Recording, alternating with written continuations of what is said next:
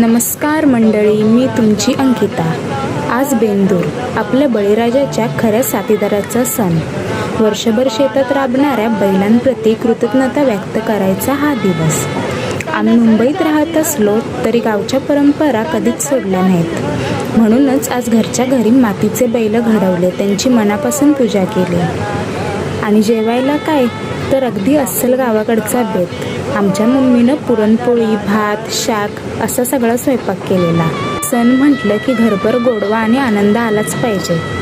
आपल्या शेतकऱ्याच्या कष्टामुळेच आपल्या ताटात रोज अन्न येतं।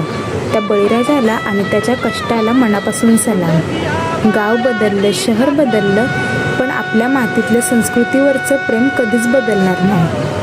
व्हिडिओ आवडला असेल तर लाईक करायला लागतंय बघा, आणि अशाच व्हिडिओसाठी सबस्क्राईब करायला विसरू नका। बाय।